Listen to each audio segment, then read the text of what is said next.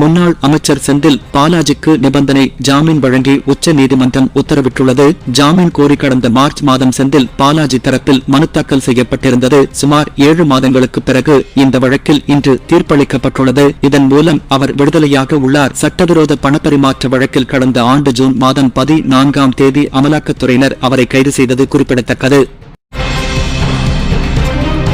முன்னிலும் உரம் பெற்றவராய் சிறையில் இருந்து வெளியில் வரும் சகோதரர் செந்தில் பாலாஜியை வருக வருக என வரவேற்கிறேன் என்று முதலமைச்சர் மு.க.ஸ்டாலின் தெரிவித்துள்ளார். அவரது எக்ஸ்தல் பதிவில் அமலாக்கத்துறையானது அரசியல் எதிரிகளை ஒடுக்கும் துறையாக மாற்றப்பட்ட சூழலில் அதற்கு உச்சநீதிமன்றம் ஒன்றே விடியலாக இருக்கிறது. கைது செய்து சிறையிலேயே வைத்துவிடுவதால் செந்தில் பாலாஜியின் உறுதியை குலைக்க நினைத்தார்கள் என கூறியுள்ளார்.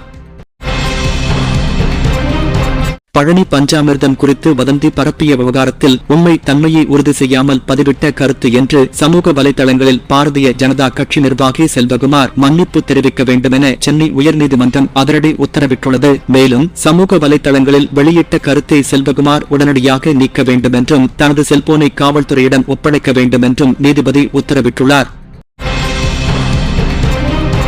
அதிமுகவிற்கு களங்கம் ஏற்படுத்தும் வகையில் பேசியதாக சபாநாயகர் அப்பாவுவிற்கு எதிராக தொடரப்பட்ட வழக்கில் நேரில் ஆஜராக வேண்டும் என சென்னை நீதிமன்றம் தெரிவித்துள்ளது. இந்த வழக்கு விசாரணைக்கு நேரில் ஆஜராகவில்லை என்றால் வாரண்ட் பிறப்பிக்கப்படும் என எச்சரிக்கப்பட்டுள்ளது. ஜெயலலிதா மரணம் அடைந்த நேரத்தில் 40 அதிமுக சட்டமன்ற உறுப்பினர்கள் திமுகவில் இணைய தயாராக இருந்ததாகவும் அதை திமுக ஏற்க மறுத்துவிட்டதாகவும் அப்பாவு பேசியிருந்தார்.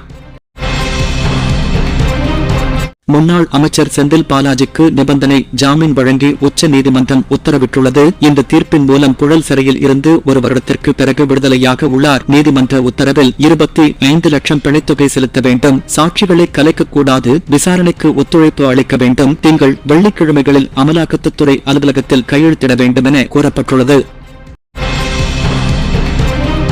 இந்து அறநிலையத்துறை கோவில்களை முறையாக பராமரிக்காமல் வசூல் ராஜா வேலையை மட்டும் செய்கிறது என உயர் நீதிமன்ற மதுரை கிளை நீதிபதிகள் கருத்து தெரிவித்துள்ளனர். ராமேஸ்வரம் ராமநாத சுவாமி கோவிலில் குருக்கள் காலி பணியிடங்களை நிரப்பக் கோரிய வழக்கில் உயர் நீதிமன்ற மதுரை கிளை இந்த கருத்தை தெரிவித்துள்ளது. மேலும் கோவிலுக்கு அனுமதித்த குருக்கள் பணியாளர்களின் எண்ணிக்கை எவ்வளவு என நீதிபதிகள் கேள்வி எழுப்பினர்.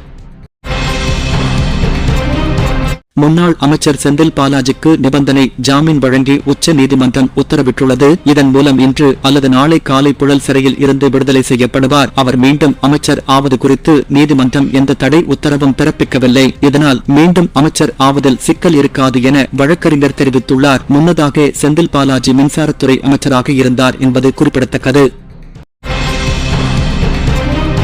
பிரபல கிரிக்கெட் வீரர் யுவராஜ் சிங் சேனல் ஒன்றுக்கு பேட்டி அளித்தார். அப்போது பேசிய அவர் தனக்கு பிடித்த கேப்டன் கங்குலி என கூறினார். கங்குலி கேப்டனாக இருந்த போது தனக்கும் சேவாக் மற்றும் ஹர்பஜன் சிங்கிற்கு நிறைய வாய்ப்புகளை வழங்கினார். இதனால் தங்களுக்கு நம்பிக்கை தொடர்ந்து வளர்ந்தது. திறமையான வீரர்களை கண்டறிந்து அவர்களை முன்னேறச் செய்த கங்குலி தான் தனக்கு பிடித்த கேப்டன் என கூறியுள்ளார்.